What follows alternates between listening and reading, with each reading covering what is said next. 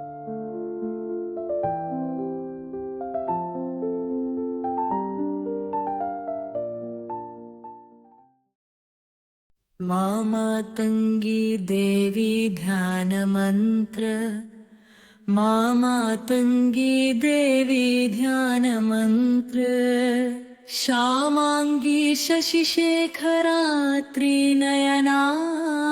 वेदैकरैर्बिभ्रति पाशं खेटमथाङ्कुशं। दृढमसिन्नाशाय भक्तद्विषाम्।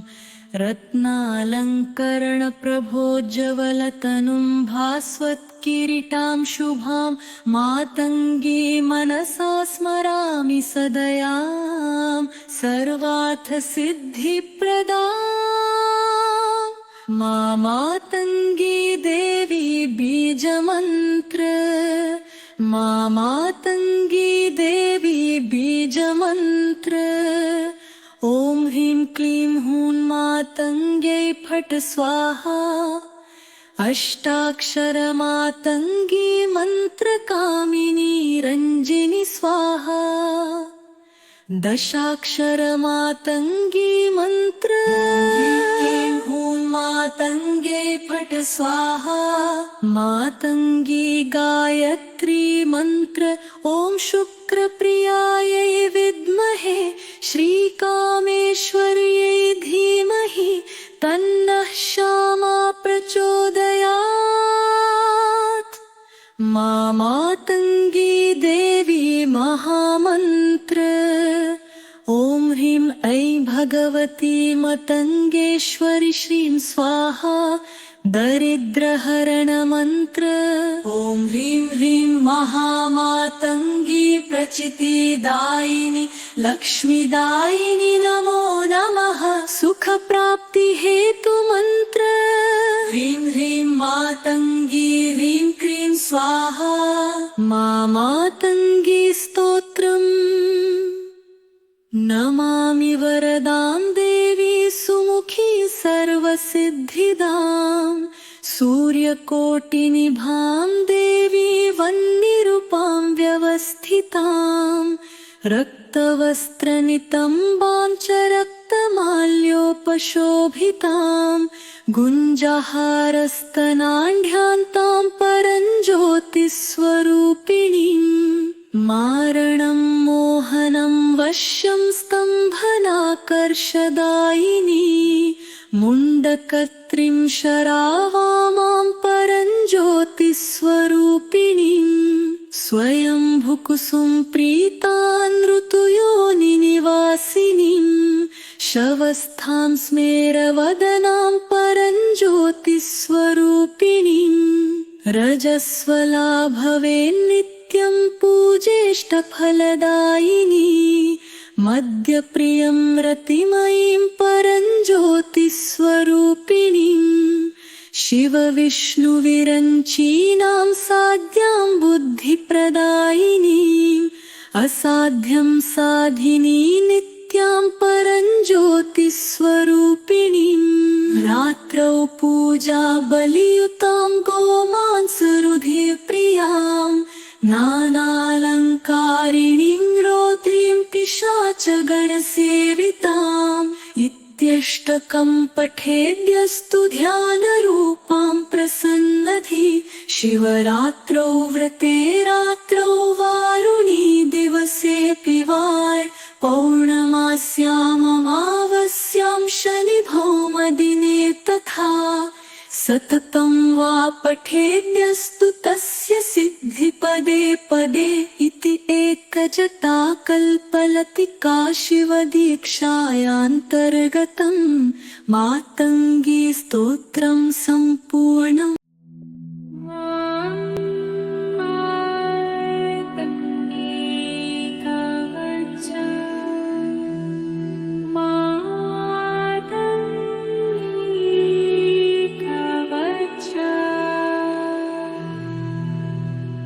श्रीदेव्युवाच साधु साधु महादेव कथयस्व सुरेश्वर मातङ्गी कवचं दिव्यं सर्वसिद्धिकरं नृणाम्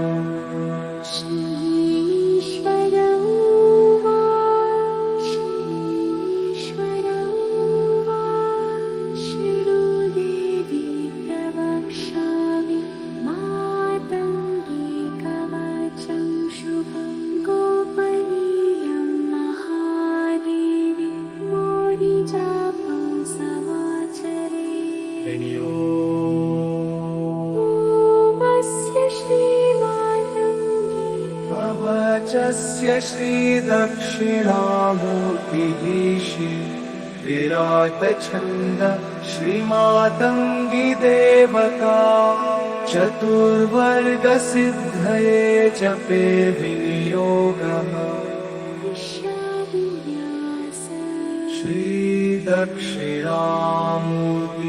ऋषये नमः शिरसि विराटछन्दसे नमः मुखे श्रीमातङ्गी देवताय नमः हृदि चतुर्वर्गसिद्धये जपे विनियोगाय नमः सर्वाङ्गे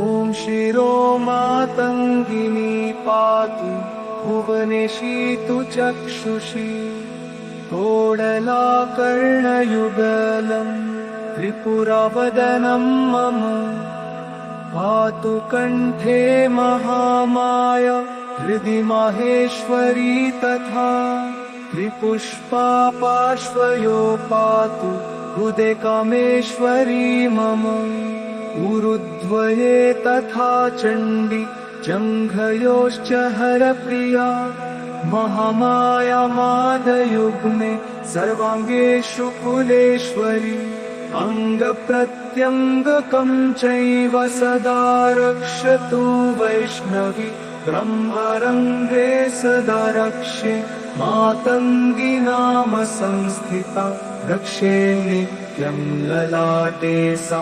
महापिशाचिनीति च नेत्रयो सुमुखी रक्षे देवी रक्षतु नासिका महापिशाचिनी पायान्मुखी रक्षतु सर्वदा लज्जा रक्षतु मान्दन्ता चोष्ठौ सम्मार्जनीकरा शिबुके कण्ठदेशे च धकारत्रितयं पुनः सविसर्ग महादेवी हृदयं पातु सर्वदा नाभिरक्षतु मालोला कालिकावत् लोचने उदरे पातु चामुण्डा लिङ्गिकात्यायनी तथा उग्रतारबुधे पातु पादौ रक्षतु चाङ्गिका भुजौ रक्षतु शर्वाणि हृदयं चण्डभूषणं जिह्वायां मातृका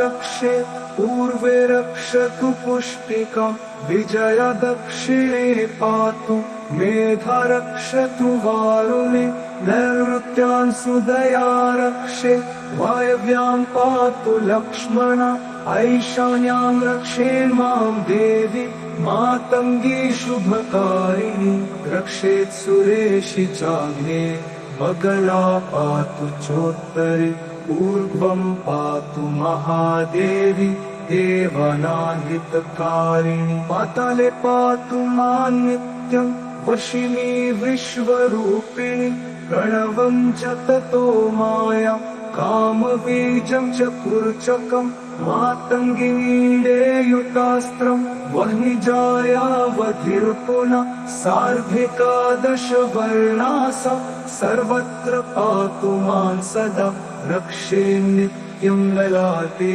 सा महापिशाचीति च नेत्रयो सुमुखी रक्षे देवी रक्षतु वैष्णवी इति ते कथितं देवी गुह्यात् गुह्यतरं परमं त्रैलोक्यमङ्गलं नाम कवचं देवदुर्लभं यहिदं प्रपठेत् नित्यं जायते सम्पदालयम् परमैश्वर्यमतुलं प्राप्नुयान्नात्र संशय गुरुमभ्यर्च विधिवत् कवचं प्रपठेद्यदि ऐश्वर्यं सुखवित्वं च वाक्सिद्धिं लभते ध्रुवं यहिदं प्रपठेत् नित्यं जायते सम्पदालयम् परमैश्वर्यमतुलं प्राप्नुयान्नात्र संशयं गुरुमभ्यर्च विधिवत् कवचं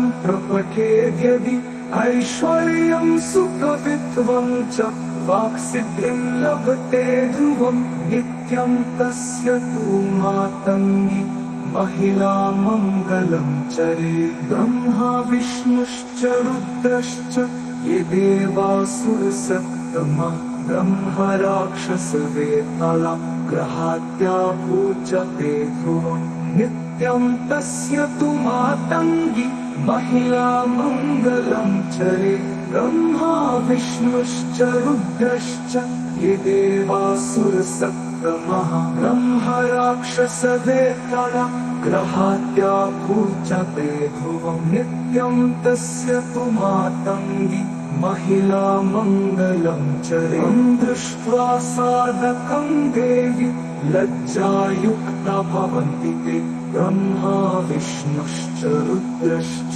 ये देवासुरसत्तमा ब्रह्मराक्षसवेताला ग्रहाद्या पूजते ध्रुवं तं दृष्ट्वा साधकं देवी लज्जायुक्ता भवन्ति ते तं दृष्ट्वा साधकं देवी लज्जायुक्ता भवन्ति ते कवचं धारयेद्यस्तु सर्वान् सिद्धिलभेत् ध्रुवं राजानोऽपि च दासत्वं षट्कर्माणि च साधयन् सिद्धो भवति सर्वत्र किमन्यैर्बहुभाषितैः इदं कवचमज्ञात्वा मातङ्गीयुभजन्नरः छल्पायुर्निधनो मूर्खो भवत्येव न संशय गुरौ भक्ति सदा काय कवचे चतुर्धामति इति मातङ्गी कवच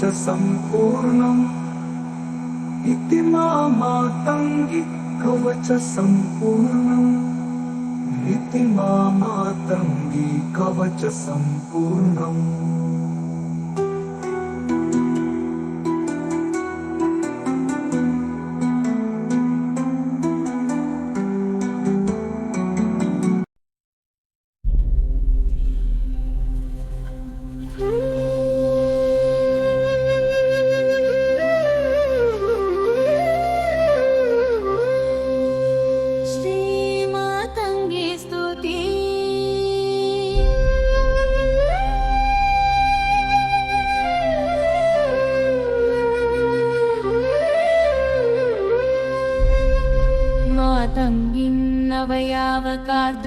मातङ्गिन्नवयावकाद्रचरणामुल्लासि कृष्णां शुकां वीणा पुस्तकधारिणीं नतकुचां मुक्ता प्रबालावलिं श्यामाङ्गीं शशिशङ्खकुण्डलधरां दन्तप्रभासुस्मिताम् आकर्णालकवेणिकञ्जनयनां ध्यायेच्छुकुशामलां कर्पूरशोभिकर्णाभरणाभिरामां माणिक्यभूषां सुमुखारविन्दां हालामदाघूर्णितलोचनाभां बालां भजे बालतमालनीलां कस्तूरीतिलकाभिरामरचिता कर्पूरताटङ्किनी बाला नीलविशालचारुवदना प्रालम्बिधम्मिल्लका हारोदञ्चितपीवरस्तनतटी हालामदोल्लासिनी श्यामा काचन मोहिनी विजयते चञ्चत्प्रपञ्चीकृता अंशे वेणीं चिकुरकुसुमां चुलिकां नीलचेलां मुक्ताभूषाङ्करयुगलतां वल्लकीं वादयन्तीं माध्वीमत्तां मधुकरनिनदां श्यामलां कोमलाङ्गी मातङ्गीं तां सकलफलदां सन्ततं भावयामि वीणा पुस्तकधारिणीं स्मितमुखीं तालीदलाकल्पित स्वायत्कुण्डलभूषणां कुवलयश्यामां कुरङ्गीदृशीम् उत्तुङ्गस्तनकुम्भयुग्मविलसत्काश्मीरपत्रावलीं मातङ्गीं पदकैरवं नवचरच्चन्द्रातपत्रां भजे ध्यायेऽहं रत्नपीठे शुककुलरणितं शृण्वतीं श्यामलाङ्गी न्यस्तैकाग्रीं सरोजे शशिशकलधरां वल्लकीं वादयन्तीं कल्नाराबद्धमालां नियमितविलसच्चुलिकां रक्तवस्त्रां मातङ्गीं शङ्खपात्रां मधुमदविवशां चित्रकोद्भासि भालाम् आराध्यमानाश्चरणां पिबन्तो ब्रह्मादयो विश्रुतकीर्तिमापुः अन्ये परं वाग्विभवं मुनीन्द्रापरां श्रियं भक्तिभरेण चानीयमामि देवी नवचन्द्रमौलिं मातङ्गिनीं चन्द्रकलावतंसाम् अम्नाय वाक्यै प्रतिपादनार्थे प्रबोधयन्तीं सूक्ष्मादरे मातङ्गलीलागमनेऽपि भक्त्या शिञ्जानमञ्जीर्निषाद् भजन्ति मातस्त्वदीयं चरणारविन्दमकृत्रिमाणां वचसां निरिच्छाः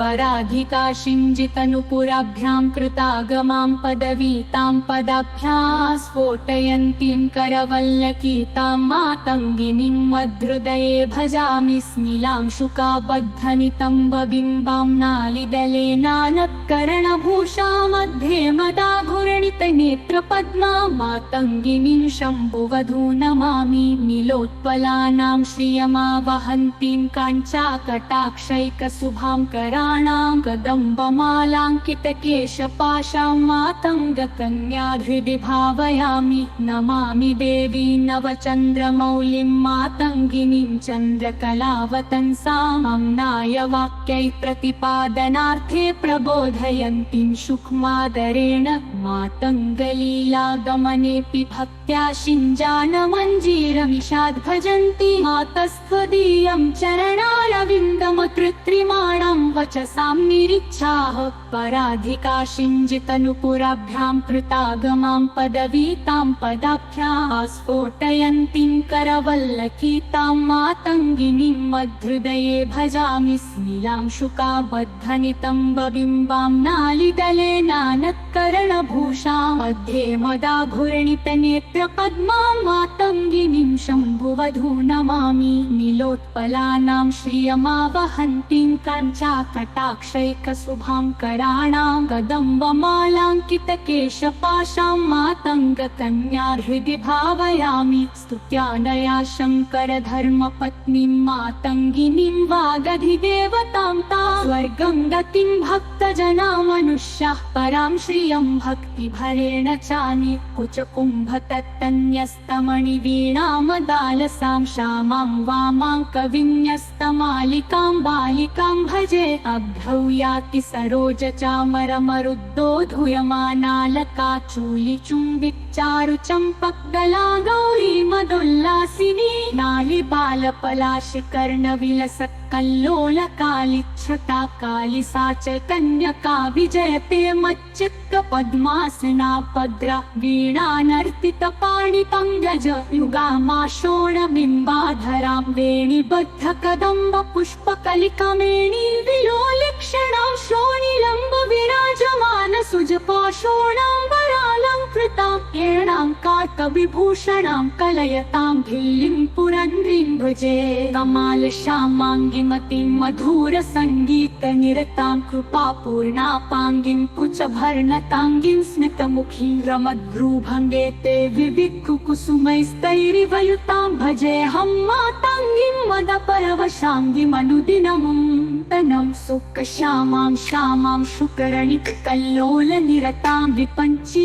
संसारारुणकरसरोजां भगवतीं मदासक्तामुक्ता फलगुणितहारस्तनतटां कृपावासामी श्यामतिरुचिरहासां भज शिवां गारविन्दमकरन्दरसानुलेपां पानप्रमत्तचलितालिकुलालकान्तां वीणामनोहरनिनादविनोदशीलां वाणीं भजे शुकनिभां मधुपानलोलाम् संगीत नादर सपान घनार्घ देहा नेत्रारविंद करुणामृत वाहिनीं तां रक्तारविंद विनिवेशित वाम पादां श्यामां मतंगतनयां मनसा स्मरामि कस्तूरिका श्यामल कोमलांगीं कदम्बरी पर्णदालसांगीं वामस्तनालिङ्गितरत्नवीणामातङ्गकन्यां मनसा स्मरामि स्मरेत् प्रथम पुष्पिणीं रुधिरबिन्दु नीलाम्बरां गृहीत मधुपात्रिकां मदविघूर्ण नेत्रोज्ज्वलां धनस्तनभरानतां गलितचूलिकां श्यामलां करस्फुरितवल्लकीं विमलशङ्खताटङ्किनीं माणिक्यवीणामुपलालयन्तीं मदारसां मञ्जुलवाग्विलासां महेन्द्रनीलोत्पलकोमलाङ्गीं मातङ्गकन्यां मनसा स्मरामि वलयदलनीलाङ्गीं कुवलयचारुचञ्चलापाङ्गीं कुवलय समोत्तममङ्गीं कुवलयचूणीं नमामि मातङ्गीं श्यामा कुवलय श्यामा नाम कलाधाम भागस्था मधुपानरतारतापायाद्वाणि वीणा विनोद विश्रान्ता कमालपत्राञ्चितनीलकाक्रीं तालिदलनार्पितकर्णपत्रां सप्तस्वरालापविशेषतन्त्रीं बालां भजे भव्यमतङ्गपुत्रीं नित्यानुपात्रार्पितसत्कलाभां नीलाम्बरोद्भासिनि तम्बबिम्बां भक्तोपरिन्यस्तकृपावलम्बां बालां भजे भव्यगुणां मदम्बां शिवतनुभवसङ्गं शिवचूलिलोलचञ्चलोत्सङ्गं कलिमलतनुमङ्गं कले मातङ्गकन्यकापाङ्गं कलाधीशोत्तंसां करकलितवीणहितरसां कलिन्दापत्याभां करकलितहृदयां रक्तवशनां पुराणीं कल्याणीं पुरमथन पुण्योदय कलामधीराक्षि वन्दे बहुकुसुमसन्नद्धक्बरीं कलोदञ्चद्वेणीं कनकदलताटङ्कं महितास्तनाभ्यामनम्रां तरुणमिहिरां रक्तवशनां महकल्याणीं तन्मधुमदभरां ताम्रनयनां तमालश्यामां मस्तवकयतु सौख्यानि सततं गराञ्चितविपञ्चिकां कलितचन्द्रचूडामणिं कपोलविलसन्महाकनकपुत्रताटङ्किनीं तपः फलमिहाश्रितां तरुणभासरक्ताम्बरां तमालदलमेचकां तरुणलोचनामाश्रये मातामर्कतश्यामा मातङ्गी मधुशालिनी कटाक्षयतु कल्याणि कदम्बवनवासिनी जगदानन्दकलमकण्ठमाला कबरिवेष्टनकांक्षणीयभुञ्जा पुरुतां दुरितात् विमोक्षणं मे तुहिनभिल्लिकुटुम्बिनि भवानि वामे विस्मृतिशालिनी स्तनतटे विन्यस्तवीणामुखं तन्त्री तालविराविणी मसकलैरास्फालयन्ती नखैः अर्धोन्मीलितलोचनं सविलसग्रीवं मुखं बिभ्रति श्यामा काचन मोहिनी विजयते मातङ्गकन्यामयि प्रतिष्ठापयोधर प्रसारकरपङ्कजं बलभिदः कदम्बवनमालिकं शशिकला समुद्भासितं मतङ्गकुलनन्दिनी मनसि मे मुहुजृम्भतां समस्तसुखदायिनि तरुणपत्रताटङ्किनी लाक्षारागकपोलपल्लवरतामपि नितुङ्गस्तनी कर्पूरोज्ज्वलचारुशङ्खवलयां काश्मीररक्तां शुकां तन्त्रीतालसपाटलां गुलिबिलां वन्दामहे मातरं मातङ्गीं मदमन्थरां मर्कतश्यामां मनोहारिणीं स्वस्तं केतकिदामभिर्बलयितं खम्मिल्लमाबिभ्रति तालिपक्रपुटान्तरैः समनतैस्ताटङ्किनी मौक्तिकैः तां भाले कल्पतरोक्तशून्यविलस्तुष्ट्वैव सम्मोहिनी काञ्चीदामवती विजयते विनाशवादानना मातङ्गीं भूषिताङ्गीं मधुमदमुदितां खुर्नमलाक्षी उमां सिद्धद्वक्त्रां कदम्बप्रविलस्त्रेणिकां मत्कवियां बिम्बोष्ठीं रक्तवस्त्रां मृगमदत्तिकामिन्दुरेखावतंसां कर्णोद्यच्छङ्खपत्रां करकलितशुकां नौमि तुङ्गस्तनीतां उनिलिद्यावकार्याणि विरमदभरोद्विग्नफलालकाशारत्नदैवेयहारां गदकटिलसत्सूत्रमञ्जीरघोषामानियाखान्यभीष्टान् स्मितमधुरदृशा साधिकां कल्पयन्तीं ध्यायेद्देवीं शुकाभां शुकमखिलकलारूपमस्याश्च पार्श्वे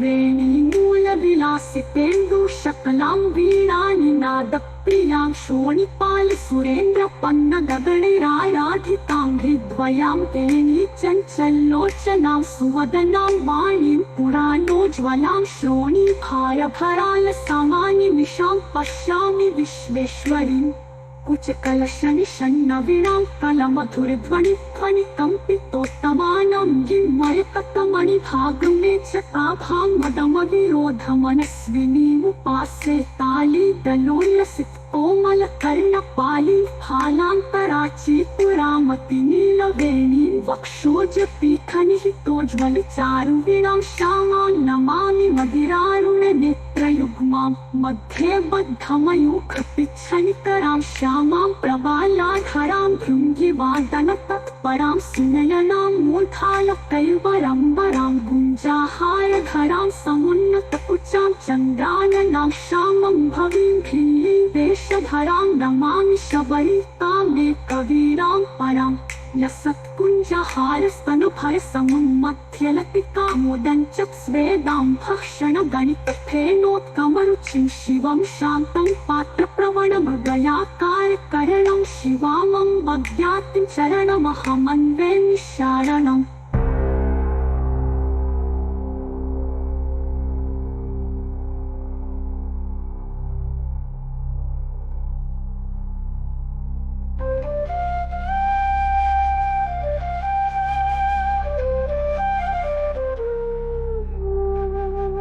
सत्कुञ्जहारस्तनभरसमुन्मध्यलतिका मुदञ्च स्वेदां भाषणगणितफेनोद्गमरुचिं शिवं शान्तं पात्रप्रवणमृगयाकारकारणं शिवामं भग्यातिं चरणमहमन्वे निशारणम्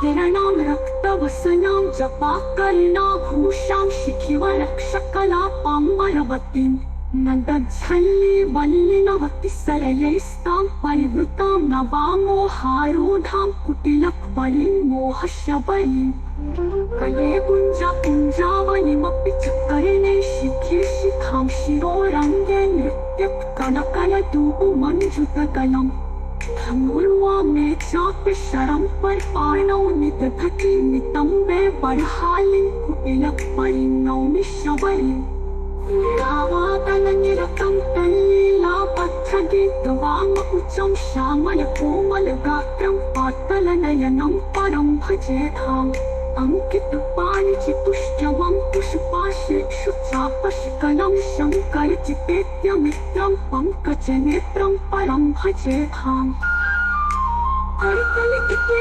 सारालङ्कारिणं कुचकलशाजेते जगता माता मातङ्गी मङ्गे स्वायतना ताहरकर्तवं कानने कनकंष्टपात्रस्थितेन सन्मयमयासने सहचरीभिराराधिताम् लसत्कनकं कङ्कणं रजतमञ्जुमञ्जीरकाञ्चकृत्यनविमोहिनीं च पवित्रं स्मरेदम्बिकाम्